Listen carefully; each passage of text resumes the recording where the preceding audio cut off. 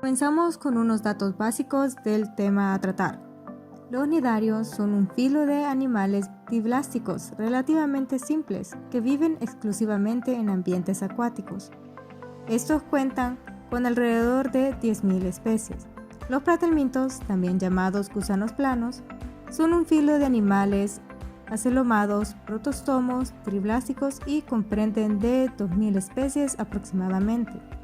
Los anélidos son un gran filo de animales protostomos de aspecto veriforme y por lo general con el cuerpo segmentado en anillos. El hábitat. Los cnidarios, como se mencionó antes, son todos acuáticos, siendo la mayoría marinos y algunas especies de agua dulce. Estos se suelen encontrar en aguas tropicales o templadas y generalmente de poca profundidad, aunque se conocen algunas especies que habitan la zona abismal. En el caso de los platelmintos, estos son en su gran mayoría parásitos de vertebrados, alternando su ciclo de vida en una serie de fases para culminar en su huésped definitivo, mientras que las pocas especies de vida libre son en su mayoría marinos, con algunas especies dulceacuícolas y terrestres. Mientras tanto, los anélidos son marinos en su mayoría, aunque un considerable número de ellos son terrestres y de agua dulce. Incluso se han registrado especies arborícolas. Hábito. Los cnidarios pueden presentar un hábito de comensales y heterótrofos de organismos veloces y complejos, mientras que los platelmintos son ectoparásitos como la clase monogenia y endoparásitos como la clase cestoda y tremátoda. Estos pueden tener de uno a más hospederos, un hospedero intermedio o un hospedero definitivo. Y en anélido, muchos son de vida libre, como la clase Policoqueto.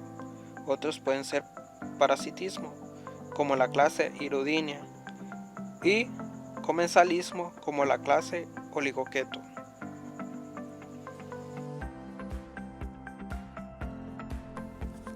Morfología. La morfología de los anélidos. Primero, podemos decir que presentan una simetría bilateral y son triblásticos. Son el grupo de animales más sencillos que presentan un celoma completo.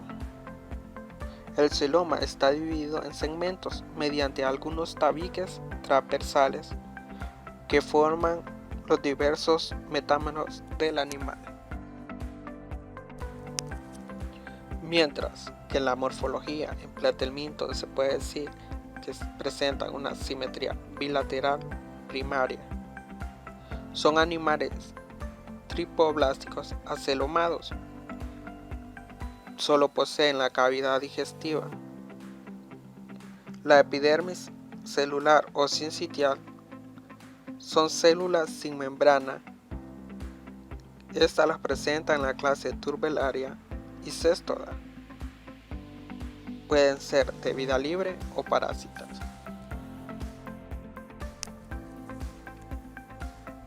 La morfología de los cnidarios.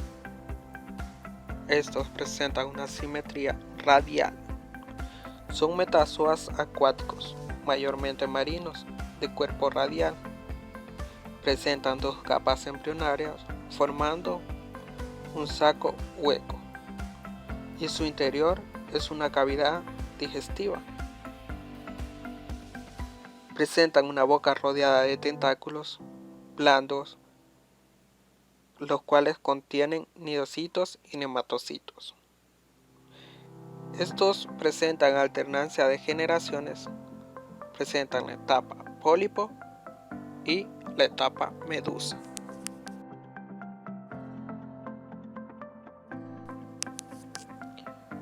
Como podemos observar en las imágenes, en la imagen de anélido, podemos observar que en su parte exterior presentan un tipo de anidación.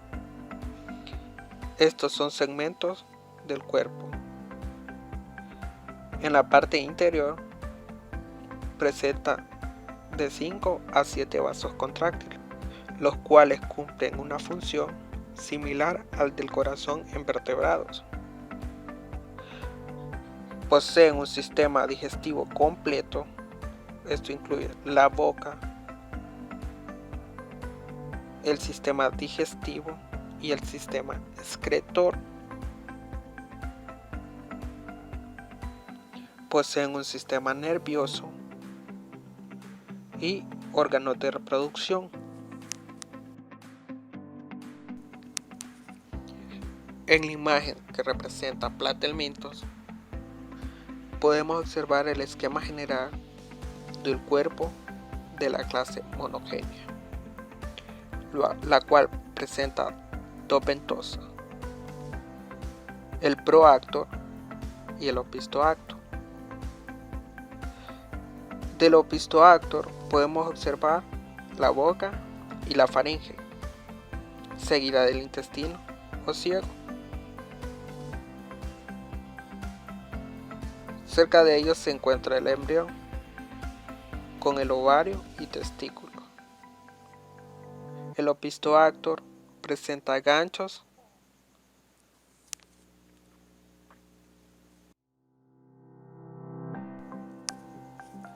En la imagen de nidarios podemos observar las dos etapas de ellos, la etapa pólipo y la etapa medusa. Como se puede observar en la imagen, se nota que lo que cambia en ellas es la disposición de la boca y sus tentáculos, pero presentan las mismas cavidades. Empezando de afuera hacia su interior, tenemos el ectodermo, endodermo, mesoglea, cavidad gastrovascular.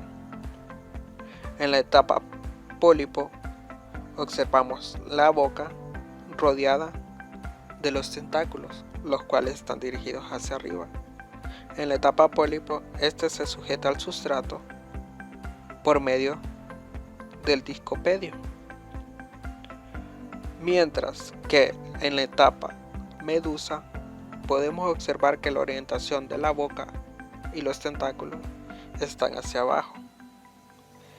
Ellas presentan la umbrela, la cual es la forma que les ayuda a flotar en el agua. Alimentación. La forma más habitual de alimentarse de los nidarios es mediante depredación.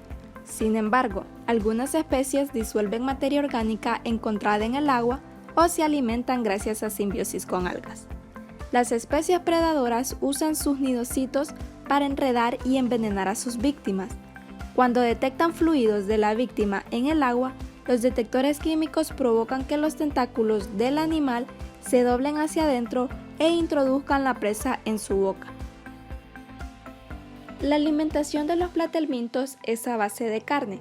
Se nutren de pequeños cuerpos como ser los protozoarios, los rotíferos y los gusanitos, a los cuales se envuelven y paralizan con secreciones especiales. Igualmente se alimentan de pequeñas algas que se desarrollan sobre las rocas.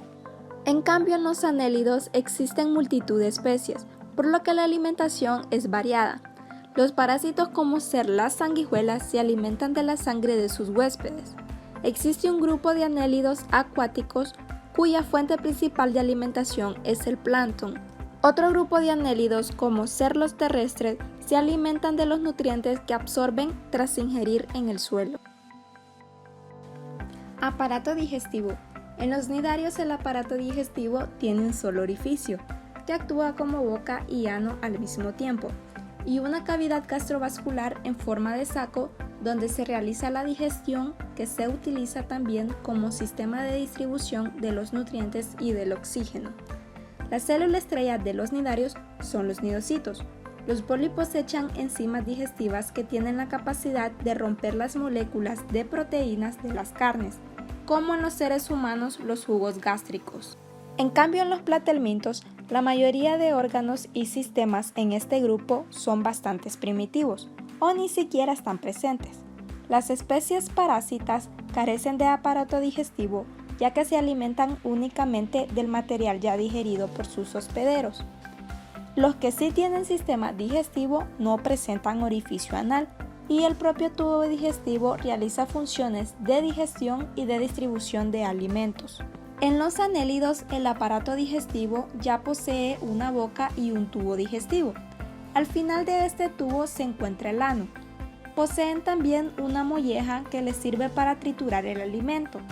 Esta viene seguida de un buche, el que cumple funciones de almacenamiento. Otra modificación importante que tienen es un plegamiento del intestino, conocida como tiflosol, y este sirve para aumentar la absorción de los nutrientes. Reproducción de los nidarios. Los nidarios presentan reproducción con alternancia de generaciones, es decir, pasan de forma pólipo a medusa durante su ciclo de vida.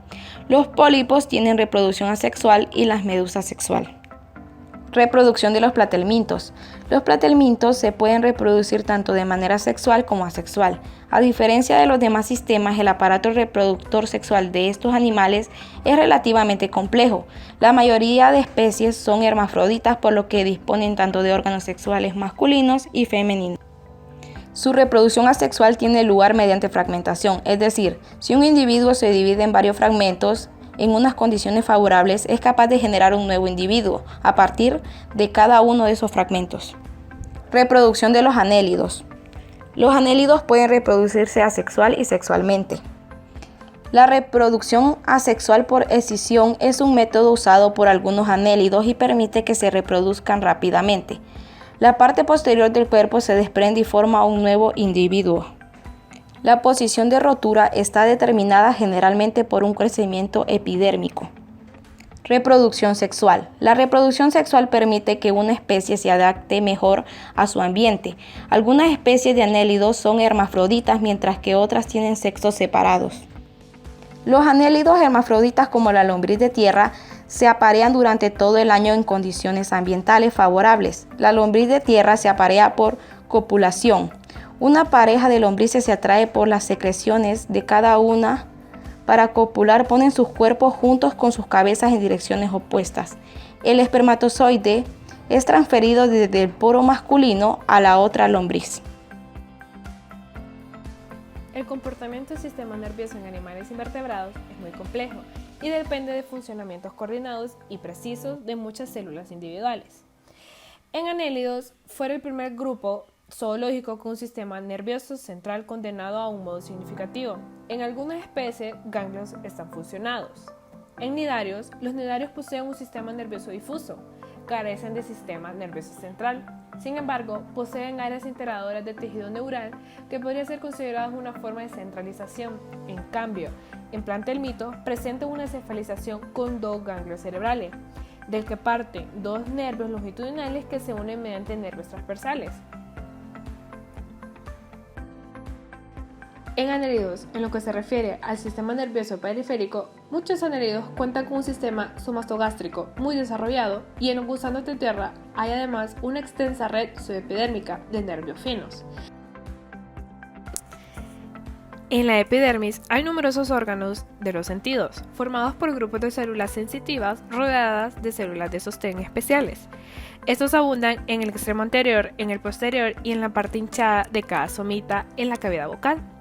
Normalmente los nidarios poseen dos plexos nerviosos, uno subepidérmico y otro subgastrodérmico. Las neuronas están interconectadas formando una especie de red denominada plexo nervioso. Las neuronas son desnudas y la mayor parte de ellas son apolares. En cambio, en plantelmitos, el anillo nervioso se origina también en los nervios laterales, dorsales y ventrales. Estos se dirigen hacia la parte posterior del organismo. En algunos grupos de nemátodos se presenta un par de estructuras glandulares sensoriales llamadas fásmidos, que desembocan a ambos lados de la cola y alcanzan su máximo desarrollo en nemátodos parásitos.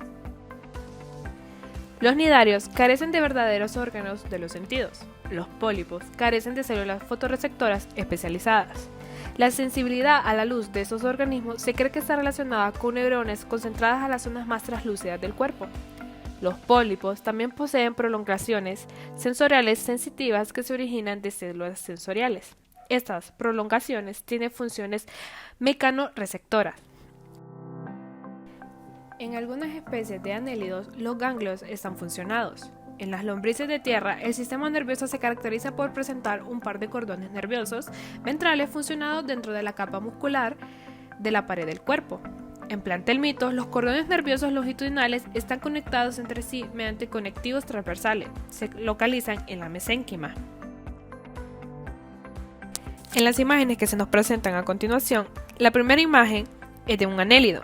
Se observa un par de ganglios cerebroides conectivos que se comunican con un cordón nervioso masivo ventral que pasa a lo largo de su cuerpo con un ganglio y un par de nervios laterales en cada somita. Además presenta órganos para el tacto, el gusto y la percepción de la luz. Los plantelmitos tienen una cefalización con dos ganglios cerebrales del que parten dos nervios longitudinales que se unen tras nervios transversales llamados por ellos sistemas nerviosos bilaterales escaleriformes. Los ocelos son fotorreceptores encargados de captar la luz, pero no forman imágenes. El número usual de ocelos es 2, aunque no es raro la presencia de varios, como en la planaria terrestre. En nidarios, las medusas presentan células sensibles, por ejemplo, fotorreceptores, que detectan luz para que la medusa pueda nadar proximal a la superficie. Además, la medusa presenta una red de neuronas para responder a estos estímulos. En el sistema nervioso reticular, en este modelo, el sistema nervioso se localiza en la zona ventral del cuerpo. En el mismo plano se sitúa la boca. Está formado por ganglios, que son aglomeraciones de neuronas y cordones nerviosas, y está formado por la prolongación de neuronas. También encontramos un sistema nervioso radial. En él encontramos a los equinodermos. Tiene un anillo oral de que parten 5 ramas que reciben la información del sistema ambulacral, un segundo anillo oral más profundo en el que salen otras 5 ramificaciones, controla el movimiento de los brazos. Por último, un anillo aboral de que parten otras 5 ramificaciones nerviosas, inerva la piel entre las placas dérmicas. Sistema excretor de los nidarios. Carecen de sistema excretor. Solamente presentan un solo orificio que actúa como boca y ano. Sistema excretor de los platelmintos. Está formado de una serie de túbulos muy ramificados cuyos extremos internos terminan en una célula llamada flamígera, provista de varios flagelos que se dirigen hacia la luz del túbulo. Hay algunos platelmintos que carecen de sistema excretor. Sistema excretor de los anélidos. El sistema excretor está formado por metanefridios, un par en cada metámero, que eliminan los desechos del segmento. La clasificación de los nidarios se divide en 4 clases fundamentales, entre los cuales tenemos a los hidrozoa, sifozoa, cubozoa y anthozoa. Como primer clase tenemos a los hidrozoa. Un claro ejemplo de ellos es la frágata portuguesa. Su hábitat en su mayoría es marino y algunos de agua dulce. Podemos encontrarlos en formas pólipo y medusa en la mayoría de las especies. Son generalmente animales pequeños, aunque pueden formar colonias grandes. Su reproducción puede ser sexual y asexual. En la reproducción asexual, la forma polipoide se reproduce siempre asexualmente, haya o no forma de medusa. En cuanto a la reproducción sexual, los hidrozoos tienen una fase sexual en su ciclo de vida. En su morfología, hay 4 características que diferencian los hidrozoos de las otras clases de nidarios. Número 1. La mesoglea siempre desprovista de células. Número 2. La gastrodermis no tiene nidocitos. Número 3. Su cavidad gastrovascular es sin faringe ni mesenterios. Y por último, sus gónadas ectodérmicas. En los pocos casos en el que son gastrodérmicas, los óvulos y espermatozoides se expulsan directamente y no en la cavidad gastrovascular. La siguiente clase son las sifozoa. Su hábitat es marino, también nadan libremente. En su tamaño podemos encontrar medusas de hasta 2 metros de diámetro y tentáculos de 70 metros. Es un grupo pequeño, formado por alrededor de 200 especies. Son organismos de origen muy primitivos, que ya existían a finales del Precámbrico, hace más de 635 millones de años. Son un grupo hermano de la clase Cubozoa. Los escifozoos presentan una simetría radial, la cual está presente en la etapa de pólipo, como en la de medusa. No presentan partes duras ni esqueleto, por lo que su rigidez estructural se debe a la mesoglea. Su reproducción podemos verla de manera sexual en etapa de medusa o asexual en etapa de pólipo. Su alimentación en su fase de medusa consumen variedad de plancton, crustáceos, larvas y peces que capturan usando los nematocistos. Otros en cambio se alimentan filtrando el alimento. Como tercer clase tenemos a los cubozoa.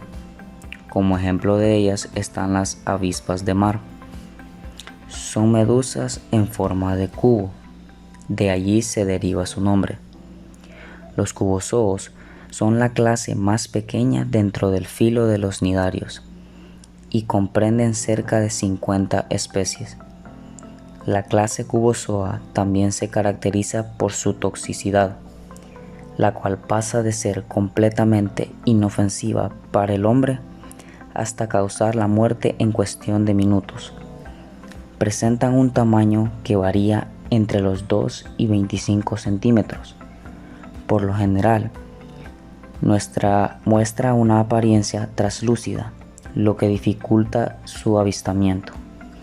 Los cubozoa tienen un sistema visual muy activo y complejo, poseedores de 24 ojos en total, que les permite identificar la luz y la oscuridad. Su reproducción es sexual, gracias a que en cada especie existen los dos sexos por separado. Su alimentación se basa en la depredación de otros animales. Por último tenemos a las anthozoa. Un claro ejemplo de ellas son los corales. Este organismo se presenta exclusivamente de forma pólipo. Su hábitat es marino y en su mayoría sésiles. En cuanto a la reproducción, se da de forma asexual y sexual. Por ejemplo, en anémonas y corales duros, el pólipo libera los gametos. Estos se transforman en larvas plánulas, las cuales viven de forma pelágica hasta encontrar un sitio para establecerse. Este grupo de cnidarios es el más abundante de todos, ya que posee unas 6.000 especies de animales, todos ellos marinos, y se pueden encontrar desde el intermareal a más de 5.000 metros de profundidad. Durante su ciclo vital permanecen como pólipos, no existiendo la fase medusa. Su cavidad gástrica es amplia y está dividida en varias cavidades por septos que son invaginaciones de la pared del cuerpo. En su morfología, estos animales pueden llegar a tener simetría octorradial, aunque normalmente las especies presentan simetría hexarradial. Esto significa que pueden dividir su cuerpo en 6 partes iguales o más desde un mismo punto. Respecto a la alimentación de los anthozoos, depende de las especies. Pueden ser carnívoros o suspensívoros. Clasificación de los platelmintos. En los herberarios podemos encontrar de vida libre, marina, dulceacuícolas, terrestres y algunos parásitos. En los tremátodos podemos encontrar parásitos y endoparásitos. En la monogenia podemos encontrar parásitos y ectoparásitos. En los cestodos podemos encontrar parásitos y endoparásitos. En los epidermios podemos encontrar con epidermis celular o sincital y epidermis ciliada. En los tremátodos podemos encontrar con epidermis sincitial y sin cilios externos. En la moneda podemos encontrar con epidermis sincitial y sin cilios externos. En los cestodos podemos encontrar con epidermis sincitial y sin cilios externos. Los alveolarios no poseen cutícula y los tremátodos poseen cutícula. Los monogenia poseen cutícula y los cestodos poseen cutícula. El cuerpo de los alveolarios no está dividido, los tremátodos su cuerpo no está dividido y la monogenia su cuerpo no está dividido. Los cestodos poseen cuerpo dividido. Los alveolarios no tienen ventosas Los trematodos cuentan con dos ventosas, una oral y la otra ventral. La monogenia poseen un órgano posterior de fijación, ventosas y ganchos. Los cetodos con escólex, ventosa y garfios. Los suberarios con tubo digestivo y los trematodos con tubo digestivo y la monogenia con tubo digestivo. Los cetodos no tienen tubo digestivo. Los suberarios tienen un ciclo vitales simples. Los trematodos poseen ciclos vitales simples o complejos y la monogenia poseen ciclos vitales simples o complejos. Los cetodos poseen ciclos vitales simples o complejos. En los suberarios tienen un desarrollo directo, los trematodos tienen desarrollo indirecto y la monogenia un desarrollo directo y los cetodos un desarrollo indirecto. Entre las clases de los anélidos tenemos la clase Poligoqueto, la clase Oligoqueto y la clase Hirudinea. La clase Poligoqueto, como su nombre lo indica, es un grupo de animales invertebrados del filo anélidos caracterizados por tener muchas quetas. Las quetas permiten que puedan reptar estos organismos. Su cuerpo está formado por anillos y su cabeza está diferenciada. Su forma de vida puede ser de vida libre, por ejemplo, el nereis, formado por un cuerpo dividido en anillos con unas expansiones con las que pueden reptar, de vida sedentarios, por ejemplo, los gusanos tibucolas, que generan unos tubos duros en los que se esconden para protegerse de sus depredadores. Las branquias salen a través de estos tubos para poder obtener el oxígeno del agua. Su aspecto es muy llamativo y por eso también se les llama gusanos plumeros. En cuanto a la reproducción de los poligoquetos, dispone dos tipos de reproducción. Según la especie puede ser sexual o asexual. La reproducción sexual es la típica donde la hembra está siendo fecundada internamente por los machos que tienen un sistema espermático muy variado. Algunos insectos tienen gónadas, cada segmento se puede encontrar con mucha frecuencia en los insectos más primitivos. Otros juntan sus cuerpos para que el espermatozoide pase a la hembra a través de un poro masculino. En cuanto a la reproducción sexual, puede ser de regeneración, gemación, escisión y estolonización. En cuanto al hábitat de los poliquetos, la mayoría de ellos ocupa el mundo acuático. Los que habitan en el agua se dividen en dos grupos de especies capaces de vivir en agua salada y dulce. Las especies terrestres suelen habitar infinidad de hábitats, tales como montañas, bosques, llanuras, desiertos o prados. Clase Oligoqueto. Es una clase de anélidos con el cuerpo dividido en anillos, pero a diferencia de los poliquetos tienen pocas quetas y pequeñas. Su cuerpo es alargado, cilíndrico y con sus extremos bien diferenciados. En la parte anterior está la cabeza con la boca y en la posterior el ano. Un ejemplo de oligoqueto es la lombriz de tierra, uno de los pocos anélidos terrestres. Aunque necesita un ambiente húmedo, la lombriz excava sus galerías en el suelo húmedo y engulle la tierra junto a la materia orgánica de la que se alimentan. Su organismo solo se queda con el alimento y devuelve la tierra, por lo que airean el suelo y son beneficiosos. En cuanto a la reproducción, se observan ambos tipos, asexual por escisión y regeneración y sexual por gónadas. Los oligoquetos presentan un clítelo, una estructura reproductiva donde se alojan las gónadas. La mayoría son monoicos, es decir, hermafroditas. En cuanto al hábitat, los oligoquetos viven en sedimentos suaves, es decir, lodo o barro, alrededor de cuerpos de agua dulce, ricos en materia orgánica. Otros viven debajo del mar y muchos en el suelo, debajo de las piedras o entre las cortezas de los árboles. Algunas especies terrestres nunca salen de la superficie, por lo que viven en profundas galerías que pueden llegar a medir hasta 5 metros de profundidad. Clase Hirudineo. Son anélidos que carecen de quetas y tienen ventosas. Son ectoparásitos, parásitos externos que se alimentan de la sangre de los vertebrados. Las sanguijuelas se unen a la piel de un animal mediante dos ventosas, una anterior y otra posterior. En la ventosa anterior se abre la boca y chupa un poco de sangre.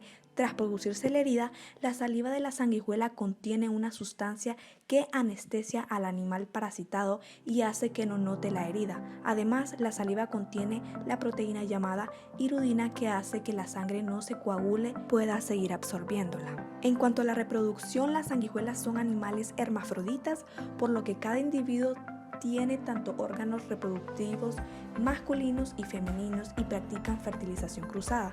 Las sanguijuelas no son capaces de reproducirse asexualmente o de regenerar segmentos corporales dañados. En cuanto a su hábitat, las sanguijuelas viven en todos los continentes, en excepción a la Antártida. Son comunes en aguas poco profundas de climas cálidos, en donde no hay mucha turbulencia producida por las corrientes. Algunas especies evaden la luz y generalmente se esconden bajo piedras, plantas acuáticas o en el detrito. Substratos limosos son generalmente no aptos para este grupo debido a que no pueden fijarse a la superficie. También son escasos en aguas pobres en contenido de calcio. En cuanto a la importancia ecológica, los nidarios, como ya sabemos, pertenecen a los invertebrados metazoarios y se caracterizan por tener potentes toxinas que han sido estudiadas para encontrar un tratamiento eficiente y a la vez explorar la posibilidad de crear nuevos fármacos. Los arrecifes de coral son considerados un recurso valioso por sostener un ecosistema marino de gran biodiversidad y por beneficiar a las comunidades de muchas mareas. La importancia de los platelmintos es que hay algunas especies que se alimentan de materia muerta, por lo que ellos mismos contribuyen a la limpieza del ecosistema en el que se encuentran, y también las larvas de algunas especies pueden ser alimento de otros organismos. La importancia ecológica de los anélidos es que gran parte de ellos nos ayudan al estudio de contaminaciones. Además, se encargan de modificar constantemente el fondo marino, gracias a que se encuentran en la arena del fondo. Por otra parte, son fundamentales para el funcionamiento del suelo y ayudan a oxigenarlo. Ahora, en la importancia médica, los nidarios, en algunos corales blandos y medusas, también se han encontrado sustancias que ayudan al bloqueo del VIH en las células T, proporcionando una nueva fuente de antirretrovirales. También tenemos que darle importancia a las células urticantes de algunas medusas y cinóforos, como ser la conocida avispa de mar, ya que a menudo con su veneno daña a algunos bañistas. Y la importancia médica de los platelmintos sería con el Taenia solium, que en su fase adulta llega a ser un parásito intestinal del hombre, mientras que en su fase larvaria infesta la musculatura del cerdo, como se puede observar en la imagen. Ahora con los anélidos la importancia es la hirudina, que es una sustancia producida por sanguijuelas y ayuda como anticoagulante. Y por último tenemos la importancia económica. Se sabe que en muchas zonas en el mundo algunos nidarios, como ser el coral rojo, ayudan al desarrollo económico ya que son utilizados en joyería, y otras especies son empleadas para acuarios y adornos en jardines. En los platelmintos es lo contrario, puesto que estos parasitan tanto peces marinos como de agua continental, que ocasiona grandes pérdidas económicas en los sistemas de producción piscícola en diferentes partes del mundo. Y los anélidos tienen importancia económica ya que las lombrices son importantes para la agricultura y las sanguijuelas son las encargadas de parasitar el ganado.